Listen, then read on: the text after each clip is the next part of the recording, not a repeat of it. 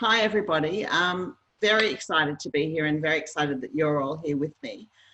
Just a bit more on that housekeeping thing. I know it doesn't feel great that you're muted, and I'm sorry, and don't take it personally, but it's just better because we get all outside sounds coming in and it makes it very hard to hear what's going on.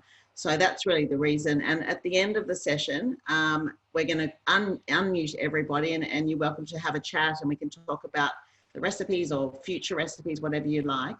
But if you've got a question during the thing, as Sarita said, just type it in the chat and Sarita will call it out to me. Because my screen is quite far away from me to get everything in, I can't read the questions from here, it's even with my glasses. So Sarita's going to help me with that. So just want to say good morning, happy Monday to everybody, and I hope everybody's doing okay, you know, with isolation, and I know that we're all being let out little bit by little bit. And it's a new world that we're coming to terms with. But the one thing that's constant for me anyway, and I hope for you as well, is that we can still stand in the kitchen and make something delicious and we can feed ourselves. You know, if we're with other people, we can feed them, we can drop something to a neighbour, people can drop to us. It's a very nice way of sharing, I guess, our love for each other and showing that we're all still here and we're all still doing our best to stay happy. Today, I thought I would start with two of probably the most iconic Monday Morning Cooking Club recipes. These are the two recipes that we have taken across the world because they're two recipes that I think people really benefit from seeing. You know, a lot of recipes work perfectly, you just follow the recipe, but these ones I think it's really good if you see how it's done, and they produce the most delicious things. First thing we're doing are the honey macadamia wafers, which is a very thin wafer, super easy to make, but if you make it too thick or don't understand the spreading thing, it's just not going to work properly. And I made them last week just to get into the mode of practicing doing it. I used to do them all the time, but haven't done them for probably 2 years. And my family just went nuts for them. They hadn't had them for so long. So it was really just reinforced what a great recipe it is. Before I go on, if anyone is cooking along with me, and I hope somebody is, please put the oven on now, 180 degrees. Okay, that's the first thing you've got to do. So if you are cooking, please go put your oven on and then we'll start. So we're doing the honey macadamia wafers. The second thing I'm doing, it's called blood orange compote, which is a bit wrong to call it blood orange at this point in the year because blood oranges are not yet in season. They come in about August and they have a very, very short season. So when they do come out, you need to grab them and make this recipe. But it's really pretty good just with sweet navel oranges, which are also, you know, very good at the moment. And what I love about this dessert is that it's completely do ahead. You can do it 2 or 3 days ahead. It's in the fridge and it's just ready to go. And same again, made it last week on Friday night for my family. And they just forgot, everyone forgot how good it was. And so I'm really happy to share these recipes with you today. One question we're going to ask you at the end, there's going to be a survey that's going to come to your email. And one of the questions I really would love you all to answer is, would you like these demos to be step by step, which means that you'll watch and hopefully join in every single step? Or do you want a demo where you just, you know, it's like, here's one I made before? That's the question we'd love answered at the end, so we can work out which direction to take this stream in. You know, I'm happy to keep doing this, but it's really for you guys, so you have to tell us what you want. But today we're doing step by step, and I hope that at the end of it'll probably take us about 30, 40 minutes, maybe 30. You'll have a delicious batch of honey macadamia wafers that you'll be really excited about, and oranges in the fridge for dinner tonight, tomorrow night, whenever. If you have our first book, both recipes are from that book. That was 2011. I have halved both those recipes because I sort of feel at the moment that we're not cooking for a lot of people. You know, some of us are cooking for 1, some for 2, some for 3. So I've halved the recipes and it just makes it, I think, more accessible for everybody. All right, let's start with the honey mac wafers. So first we're going to make I think actually the first thing we'll do is get the pan ready that we need. We just use like a supermarket biscuit tray. You know, these are really thin, flimsy, doesn't matter if they're not good quality. This is what I use for this recipe because you want something reasonably flat to make it easier to spread. And I'm going to baking paper it. This is a recipe where I think it really matters that the baking paper is the same size as the base of the tin. Some things you can just shove it in and shove it in the corners and it doesn't really matter if it's a cake and you won't see the corners, but this is just easier if you measure it and make sure it's exactly the right size. So I'm going to try to do this. And you know, these things are always harder when I'm doing it on a video. Of course, if I was doing it in my kitchen and no one's watching, it doesn't matter if you get too much or you don't get enough. But now I'm like, I'm trying to get it exactly right. And let's see how we go. So I'm just going to use this to measure. I'm going to fold it over. This is just how I do it. And I don't think there's a particularly right or wrong way of doing it, but this is how I would do it. So you can either leave it like that with the folds underneath. I mean, why not? Let's do it like that. This is what I call glue. Okay, this is canola oil spray. If you've ever tasted it, it's pretty average tasting, and you wouldn't really want a lot of your food to be touching it all the time. So I mainly use it as a glue to stick baking paper to trays, and it's very good for that. So I'm just going to spray the tray and press this on, and I just want it to stick nicely. Okay, so like this, that's how it needs to be. And I'll do the second tray, exactly the same. You know, you can measure it, you can cut it, you can do whatever, but it's probably just as easy to do it like this. I'm folding it to the right size. Okay. There's my second piece. I'll tell you a funny thing about this. We've got a great honey cake that we make every year, and for some reason, this spray is the only thing that ensures that it comes out of the tin perfectly. It's just the strangest thing. And that's the one cake that I have to give in and actually use it next to the food. But it's not my preference. Okay, so I've sprayed that again, put that away. Now I've got my trays ready. Okay, let's start with the batter. So this recipe is easy. You can either have a bowl and an electric beater. I'm going to use this. You can have a blender or you can have a food processor. I did it by hand the other day, like just with a whisk, and it just doesn't get smooth enough. I mean, you can do it, but it's going to take you 10 minutes of whisking. So I don't think we need to do that. So in the bowl, and I'm going to do it, I think most people have got either one of those things, blender, hand mixer, or you can use actually a stick blender as well, food processor. So we're going to put the ingredients in here. We're going to start actually with the butter. We've got 50 grams of butter, softened butter. So, you know, some recipes, the butter has to be cold because it's for pastry and you need it to make layers and flaky pastry. This is not at all what we need. We need butter that's really softened at room temperature. And if it's winter, sometimes the butter doesn't get soft enough and you do need to stick it in the microwave for 10 minutes, not 10 minutes, 10 seconds, 20 seconds. Okay, so that's butter. Okay, I've got 80 grams of sugar. Now I do everything by weight. For baking things like biscuits and cakes where precision is important, I think that scales are the best thing you can have in a kitchen. It would be my number one utensil to have, number one piece of equipment. It's 80 grams of sugar, or a third of a cup plus 2 teaspoons if you do not have your scales yet. And I'll show you honey in a minute. We've got a quarter of a cup of plain flour, which is 38 grams of plain flour, and everything just goes in. It's really simple. And then we've got an egg white. So I'm just going to crack the egg white. Now, the thing with eggs, some recipes call for whites and some call for yolks. What I always do is put this now in the fridge. I'm going to put a bit of Glad wrap over it, and I'm going to write one and the date. And it goes in the fridge, and it's really good for quite a few days. And then on Friday, when you make your challah and you need an egg wash, you don't need to use a whole egg. You just use this and add some water. So you just never know when you'll need it. And I think it's really, really worth keeping.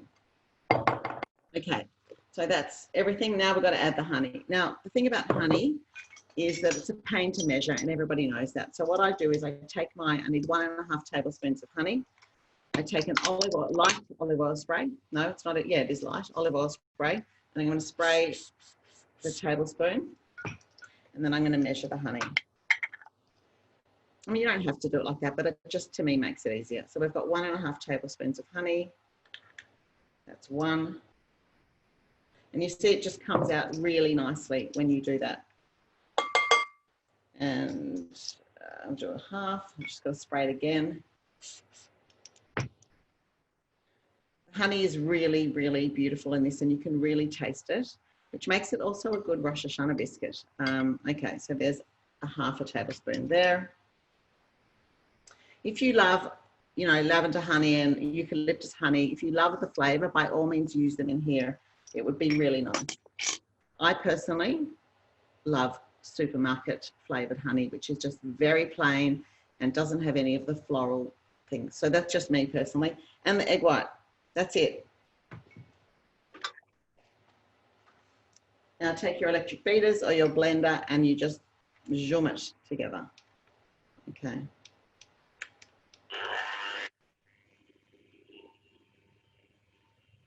And what you're looking for is a very smooth, runny batter.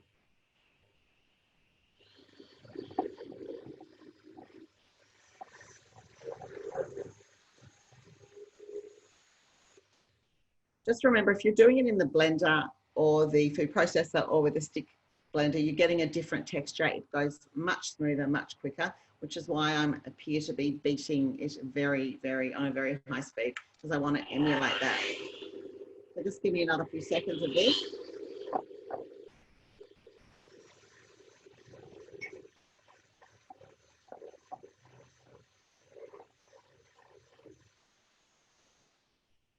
Okay, that'll do. So this is what it looks like.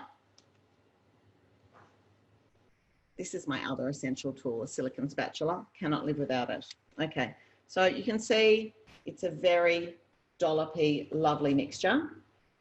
And that's exactly what we want. Now, what are we going to put on top of it? Well, over the years, we've played with so many different things. The recipe came to us with raw unsalted macadamia nuts and dark chocolate. We've tried it with milk chocolate. We've tried it with salted nuts. We've tried it without nuts, with more chocolate. The bottom line is it's a very sweet wafer, so you don't want to add more sweetness to the topping. So that's why raw nuts are fantastic. Salted nuts would be delicious. Milk chocolate, for my taste, makes it too sweet. I like a really dark, like a 70%, to me is ideal for this. I've got raw macadamias, which I'm going to chop. And let's just talk about chocolate for a sec. Of course, you can use chocolate chips. You can use whichever ones you like, but I think that in this recipe, it's really important to use a chocolate that you love. And if you love Plaistow Dark from the supermarket, which I use for a lot of baking, use that. I've got these fantastic Simon Johnson Guanaja 70%, and they come in buttons like this, which are beautiful. If you roughly chop them and you see the different shapes, that's also a nice option. Or you can just go Lindt supermarket easy 70%. And I need 60 grams, which is about 3/5 of this block. So I'm just going to show you how I would chop it. I like this Lindt chocolate. It's really easy to chop. It's really very easy to work with, and I love the snap that it has. It's just lovely. Okay, so I'm going to chop that roughly. The thing about the Lindt thing, I don't know if you find the same thing, but whenever I'm in the supermarket and I see it's on special, which is quite often, I always just grab, you know, 10 blocks of it and just put them away and keep them, because you'll always use dark chocolate. Okay, so I'm just going to chop them roughly. And again, as big or as small as you like. Imagine your wafer is going to be the size of this tray, and you're going to sprinkle the chocolate all over it. So I'm just going to chop this up. What I love most about this, as I said, is that it's so easy to chop. You know, try to chop Plaistow chocolate, which is thick, and it's like hard work. So let's just chop it up. Okay. I'm just laughing to myself because one of my kids, my son, oldest son, is 29, and he came to me a few weeks ago and he said, can you please teach me how to cook? He's been out of home for 3 years living overseas and in Canberra with his fiance, and she's obviously done all the cooking, and he wanted to learn how to cook. So we spent last week together. Every afternoon he came around and we divided it up into the week. And the thing that he really needed to learn, I think, was chopping. So I set him chopping onions, carrots, fennel, cabbage, you know, lots of things. And by the end of the week, he was actually not bad at chopping an onion, I must say. But it's very hard to teach someone everything you know in 1 week. Okay, so there's the chocolate. You can see that's how I would chop it, perfectly rough, perfectly imperfect. And the macadamias, I'm going to do, I would say half, try to cut them in half, and then they'll split into more. You want them sort of third, quarter-ish rough, right? Okay, so the macadamias.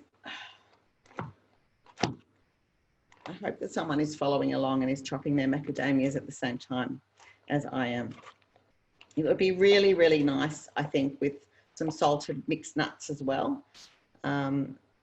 We've got a tart in the new book that's a caramel tart with salted mixed nuts, and it's just so delicious, the combination of roasted nuts and salt and caramel. There's almost nothing better. Okay, so we're happy with that? Okay, yeah, I'm pretty happy. And you'll see when you sprinkle them, you'll realise then whether you've cut them the way you like it or not. And first time, you know, first time with every recipe, this is what I find. You don't know what you're doing and you're not sure how it's going to go. And the second time you make it, it's much easier. And the third time, you know, you've got it down pat and you can do it without even looking at the recipe.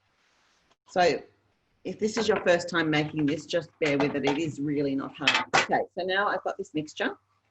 And I'm going to roughly, you could weigh it, but let's not do that. I'm going to put half on one tray and half on the other tray. You see how good this spatula is to get stuff out? There's nothing that does the same job as that. And I really think it's the second most important thing to have in your kitchen after the scales. Okay, so I'm just going to take that off. And now we spread it. And this is the part that a lot of people don't get, how thinly you need to spread it. Not obsessively thinly, but really thinly. See, if the baking paper is not stuck down, it makes it harder. You can use a spatula, or you can use, if you've got one of these, which is an offset palette knife, that's also good. But I quite like the spatula for this. And I'm just going from corner to corner of the baking paper and spreading it out and getting it as evenly as I can across the whole tray. And if it's not even, it just makes it tricky to cook because parts of it will be ready and parts of it will be raw or undercooked, and that's not ideal. So you need to take a bit of time to just make sure you are evenly spread all over it. And you might find that maybe I haven't divided it equally and I might need to scoop a bit more, but I think that's looking okay. So what you're looking for is almost see-through, not quite, the step before see-through. So I've just got it like that. You can see, if I lift up the baking paper, you can see how thin it is without being obsessively thin. Okay, do the other one. If you've got a giant oven with a giant tray, you can also just do it on the tray, and you'll probably need, this will probably fit on one giant tray, both of these halves. Okay, so spread it out again. And there's nothing hard about this. It's just a matter of making sure it's even. That's the most important thing. Okay, from corner to corner, the whole baking paper. What I also love about this recipe is that, I don't know if you ever find yourself in a situation or you think, you know, I need some biscuits, someone's coming over, or I need to take something somewhere, and you've only got an hour or half an hour, and it's very hard to find something that you can do from start to finish in half an hour. This is it. They take about 14 minutes to bake. And if this is a recipe you're now familiar with, then you can make it in 5 minutes, I think. Okay. Oh, no, not ideal. Okay. So I think I'm happy with that. Okay, that can go away. So now I've got 2 trays and I'm going to sprinkle. So just eyeball half and half.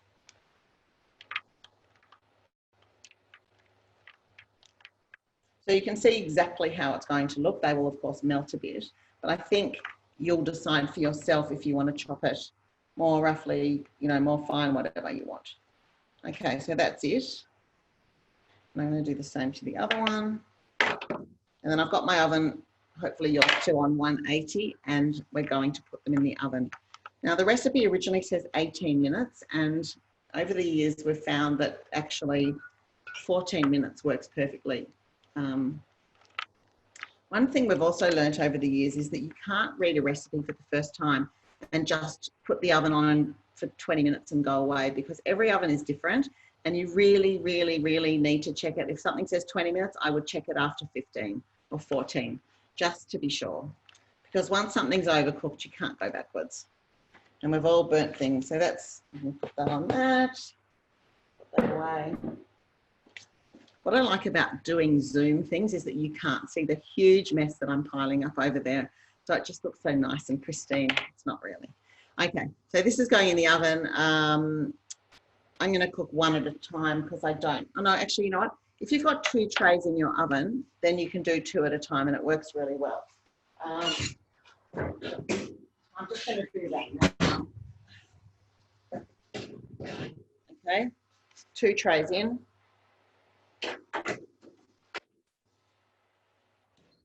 And I'm going to put a timer on for 14 minutes and see how we go, which is just enough time for us to make the oranges.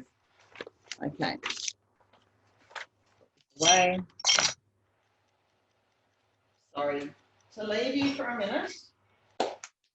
Have to add to the big mess over there. All right. I'll tell you another funny story. I did I'm learning lots of lessons doing these Zoom things actually, and I learned a very good lesson last week. I was doing a Zoom with someone in Israel, just trying to work out a format for a cooking class in the future. And we were making lamingtons, and I had all my ingredients. We were making 3 things. I had ingredients all over the kitchen, and I wanted to make lamingtons. So I had the cake ingredients, the icing ingredients, and everything. So we're making the cake, and I'm putting in the flour and whatever. And I get my batter for the cake, and it's just completely runny, and I just don't know what I've done wrong. But I press on, and I put it in the oven, and I bake it, and then I peek at it halfway through. And honestly, it's like a tin of melted butter and sugar. And I'm thinking, oh my God, what have I done? They're not going to work. And of course they didn't work, and they didn't come out as a cake at all. And I still didn't know what I did wrong till the last 5 minutes of the 2-hour class. I got the icing ingredients for the lamingtons, and I realized that I had used the icing sugar in the cake instead of the flour. I just picked up the wrong bowl, and luckily I had a challah from Friday night in the cupboard. I got it out quickly. I cut off the crust and I cut it into cubes, and I said, well, just use this as pretend cake so I can at least show you how to ice the lamingtons. But it's a good lesson. So now everything's, you can see, on trays, and I've checked it twice, and I know that I have the right ingredients. Okay. This is such a good dessert. It's pretty healthy. I mean, it's got a bit of sugar in it, I know. It's just got a beautiful flavor. It just takes oranges to next level. They're still cooked, they're still fresh and lovely, even though I guess the sugar syrup is cooked. The oranges are still, they taste beautiful and fresh. And I think the thing about this, for me, is the way to cut the oranges, because it's become my trademark in Monday Morning Cooking Club to cut them like this. And we all know that chefs cut them, you know, they take the ends off and then they peel it and then they do segments in between each membrane. But I find that, you know, arduous to do that, and I don't want to stand there doing that. And then you throw out half the orange anyway. So this is, I think, a really good shortcut way of doing it. And also it just makes the best of an orange because you've got no membrane. So this is how I do it. And I probably should have done them all ahead, but I guess I wanted you to do it with me and come along with me on the chopping journey. So hopefully you've got your orange. Okay, so cut the ends off like that. A flat thing is much easier to cut than something that's round. And then this is the best knife. Okay, this is my number 3 utensil. This is just a Victorinox steak knife. It's actually a steak knife. We have a million of them in the kitchen. We all do, and use it for most things. And then you just take your knife and you go down like this. And it's really important you just get rid of the pith. I don't want to eat pith. and just go around the whole orange. The recipe actually came to us, the recipe was orange slices, but I don't know about you, but I don't love orange slices because I don't love the membraney bit in the middle that you always get. I don't want any of that. So this is how I do it. And the funny thing is, you know, what's that saying? You create the rod for your own back. I started doing this for my kids when they were little for their lunches, not even thinking about the consequences in the future. You know, now they can't eat oranges cut normally because they expect them to be perfectly segmented like this, which is sort of not ideal. Anyway, I'm just going to grab a bowl to put the peel in. Okay, so now we've got the orange, completely pith-free. You need to check out where the center is, look for the center, and we're going to cut on either side of the center. And my ideal, well, you're going to get that, but ideally I don't want, that's fine, it's a tiny bit. So we're cutting like you know when you cut a mango, like you cut the cheeks off it, it's a bit like that. So I'm cutting the two sides off the orange, and then I'm cutting, and then I'm left with this bit, and I'm cutting on either side. Down there and down there. And I'm left with that bit, which you can eat if you like it. It's just the center of the orange, or you can, you know, you can squeeze it and keep the juice. You'll have quite a, you know, you'll have 4 of them. Okay, so then you get this bit and this bit. And what we not want to do is cut in between the membranes. So if you cut in between the membranes, you get beautiful pieces with no membrane on them. And that is exactly what we want, and into the bowl. And that's it. So again, now I've got the half, and I'm going to go 1, 2, 3, turn it round, 4, it's probably too thin. I've got lovely segments without the work of segmenting the orange. I think it's a win-win. So I'm just going to cut these.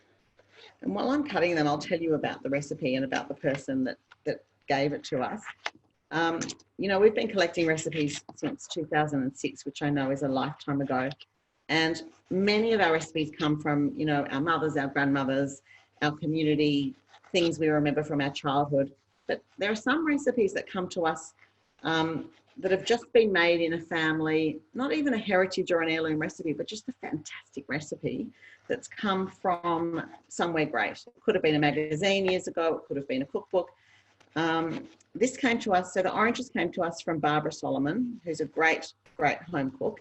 And she has been serving this to her family forever, for years and years and years. She gave it to us, and it came from an American cookbook.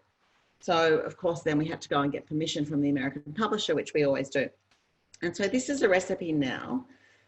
Even though it didn't start off as an heirloom recipe, it's now going to become one, because for my kids, it's going to be a recipe that their mum made, and et cetera, et cetera. So I think part of what Monday Morning Cooking Club does, or what I believe in, is preserving recipes from the older generation for us, but also collecting recipes like this so that the future generations can also have them.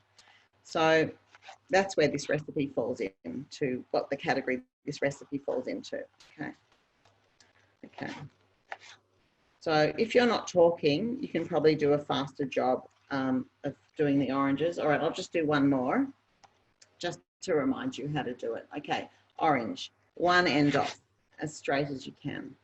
2, second end off. So you've got a lovely flat orange like that. Now I'm going to peel it using my little Victorinox.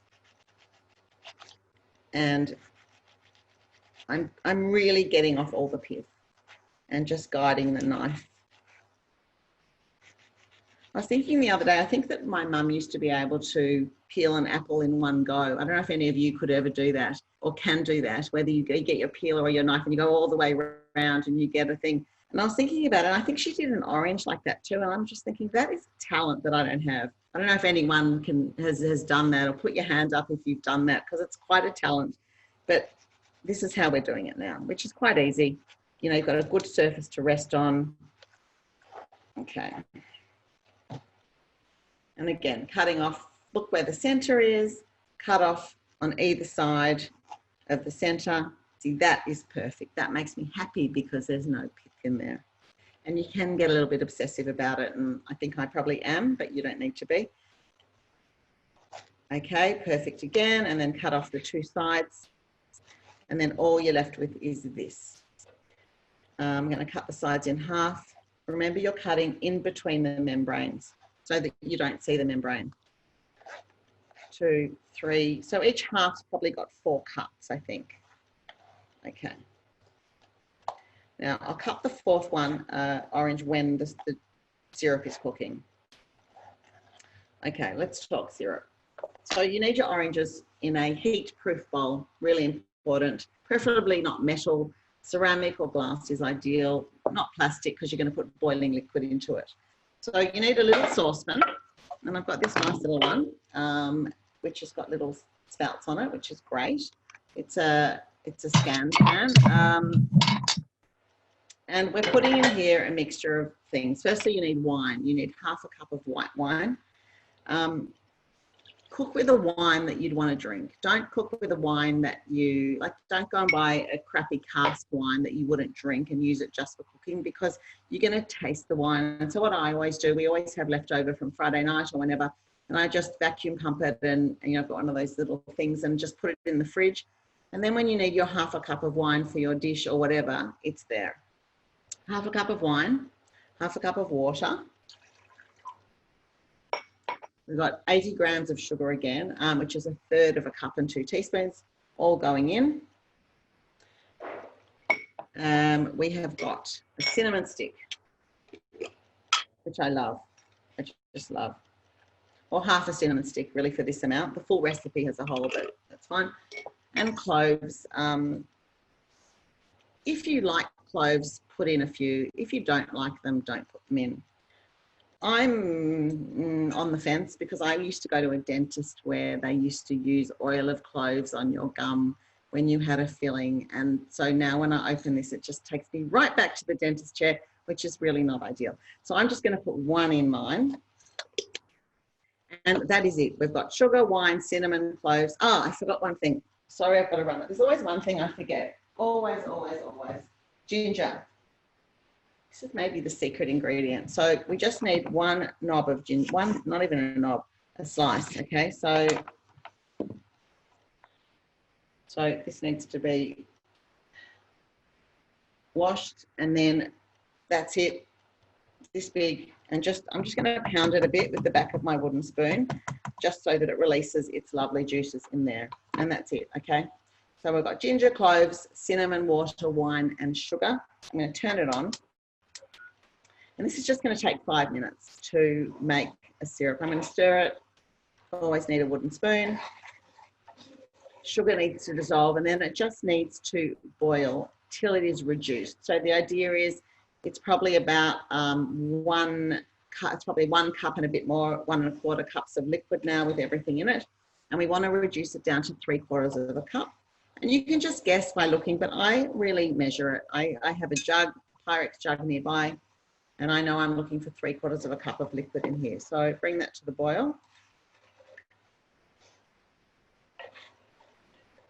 I'm dying to peek into the oven to see how the biscuits are going. I don't know about you, but I'm an oven peeker and drive my Monday Morning Cooking Club girls mad because I'm always opening the oven in the middle and they're always shouting at me because I don't think it really matters. I mean, I wouldn't do it for a chiffon cake, but for regular things, have a peek. It sort of makes you feel better. Oh, I think that's just about ready. How are we going for time? Yeah, it's time. Okay. Lucky I peeked, huh? Okay. So this has come out of the oven. See how brown it is? But see over here, it's not quite cooked. So I'm just going to flip it around for a minute. And this one. That one looks pretty good. And when it comes out, it's just really soft. And I want to show you that. It's not a wafer yet. It's really soft.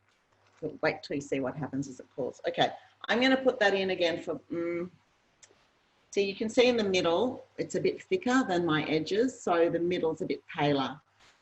Could I, maybe another minute, and then we'll take it out. So this has come to the boil, simmering away. The sugar is just about gone. Yep, it's gone. Oh, there's the timer. So that was 13 minutes. Okay, you can see I've got everything in there. Just the syrup, the ginger, the clove, a single clove, and the wine and the water, and of course sugar. Okay, so I'm just going to bring that to the boil. I'm going to cut my last orange. Okay, so again, orange, start with the edges, start with the ends. One end, two ends, and again, carefully go round and cut off without pith. I'd like to know how many of you make orange dishes with sliced oranges and whether you're going to change now to segmented oranges. Yeah, Venetia, yay. I think it's just such a delicious way to eat oranges. It's fantastic. Okay, so that's a beautiful orange ready to go. And this is boiling like mad, and that's good. I'm happy for it to boil like mad. Okay, let me take the things out of the oven. Okay, that's great. I'm just going to put it aside for that moment.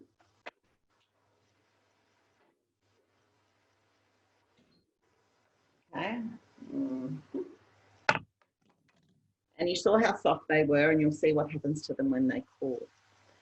Okay, find the center of the orange, cut down one side, cut down the other side.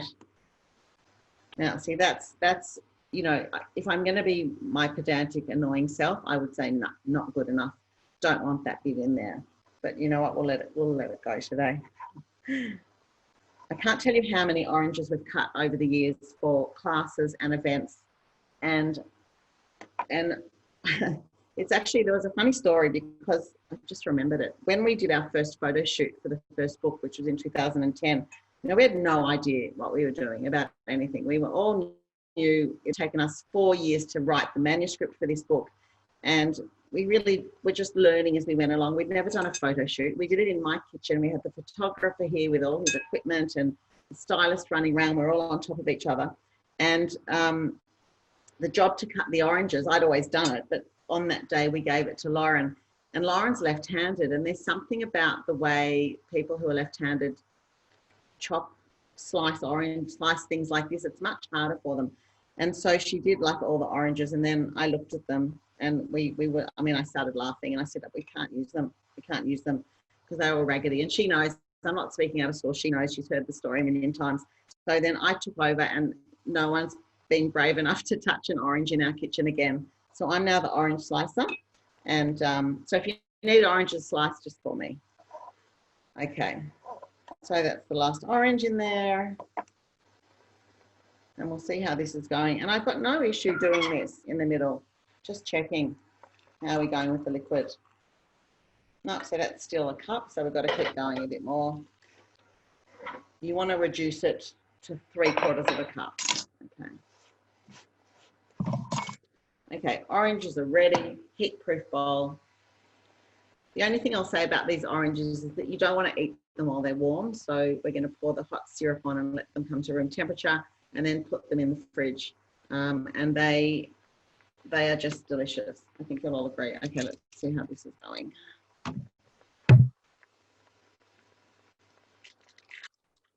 So it's still warm, but you can see it started to get hard, and it's going to be super crisp.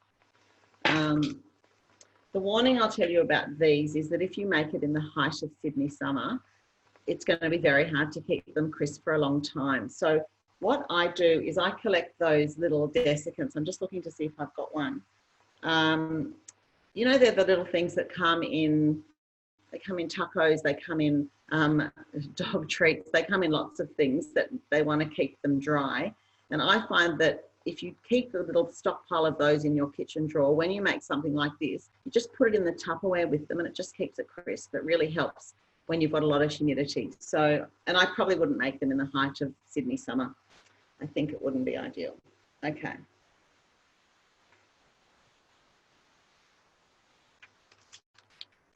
Okay, so I'm just going to wait for 1 more minute. Okay, I think that's about ready. And I can smell ginger and wine and cinnamon, and it's just lovely. It's just such a beautiful thing to fill your kitchen with, all these aromatics. I really It's very, very nice. One thing I realized I do from doing all these Zoom things is that I smell everything before I put it in, and it must be, I don't know if anyone else does it. You know, as soon as I open the cinnamon sticks, the first thing I want to do is smell it, because it just, I don't know why. It's a funny thing. Even the cloves. Anyway, okay. All right, I think this is just about done. So I just wanted to tell you about the survey again that you're going to get at the end of this at some point. We'd really love feedback, even if you really didn't, if you didn't enjoy this session at all, please say, like we're trying to create things for you guys to, so that you can enjoy it during this time. And if this isn't what you want, then just tell us.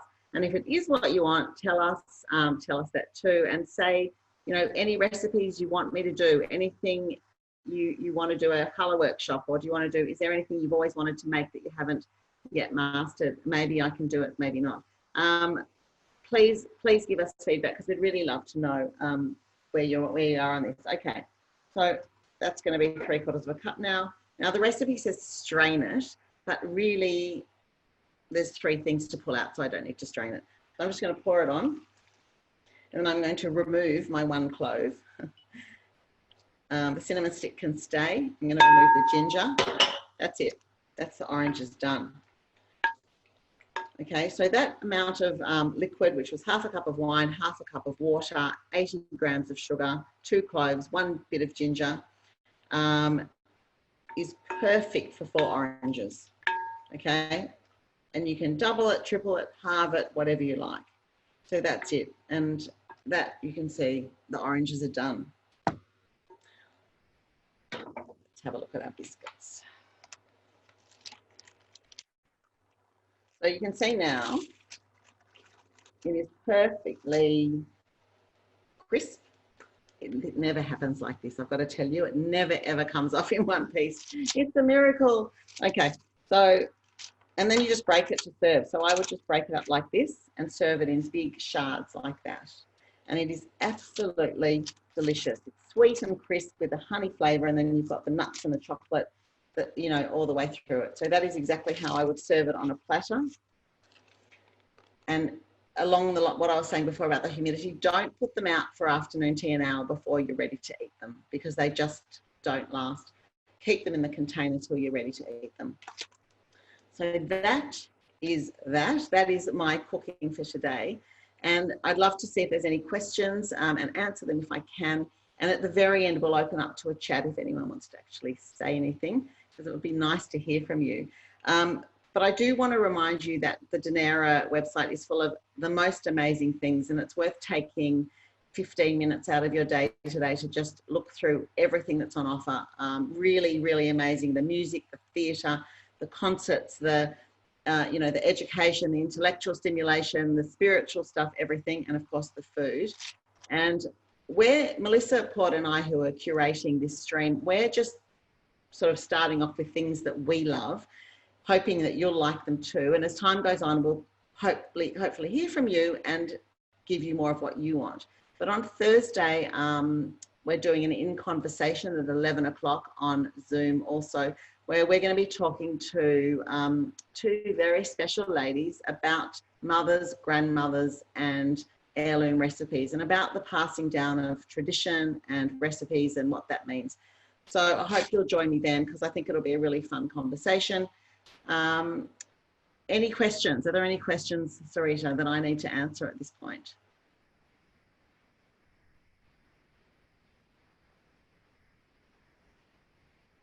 No questions? Yes. Oh, yes? Hello. Hi. Hello. Hi, Ruth. Hi. Thank you, Lisa. It's been really interesting. Thank I you. just wanted to ask, let's say we had to make a non-dairy recipe. Could we use that in this lovely biscuit slice in lieu of the butter? Definitely. Yep. Oh, yep. Definitely. lovely. Yep. Thank you. Phoenicia? Hi, Lisa. Hi. I asked you once before, and I'll tell you what I yesterday wanted to make the scone recipe, the American scone. Oh, yeah. And I have all your books, cannot for the life of me find that recipe. And you mentioned before, go onto the website and look, have you an index? I've gone onto the website and I can't find it. So I'd love to know which book it was in, because This one. always about the food. It's in this one. And we always joke that there should be a quiz show about, you know, ask all of us, which book's it in? And mostly we remember, but sometimes we don't. And I want to tell you what I'm doing with, it's on page 277 with an index, because it's a really good point, Venetia. And we also can't really remember all the time where everything is. Here it is. The buttermilk scone. If anyone's on Instagram, we put this recipe up on IGTV, which is the sort of like the video part of Instagram, and it's I'm taking you through this recipe, which is fantastic. It's a beautiful recipe. But on the note of index, for those of you who have our books, we've just about finished writing it. We're going to put up online, hopefully by the end of this week, a full index of all the recipes in all 4 books, so that you can just look up chocolate and see all the chocolate recipes in the book. You can see all the Pesach recipes, all the dairy-free, all the ones with cheese, you know, so that's what we've been working on, but we're trying to get it right before it goes up, but it's going to be any day. Any other questions? Yes. Yes, what's coming next? I see you've done dessert. Will the next one maybe fish? Don't know. It's the big question. Don't know. It's hard to see. I don't know. You know what? It depends. The publishing market's changing. I don't know if we'll get a contract for another book. I don't know. But I can tell you one thing is that I'm not going away. And I love cooking and talking about cooking and food. So I hopefully will find some other path through this after this, perhaps with the other girls. Lisa, I've made that recipe using matzah flour for pasta, and it works also.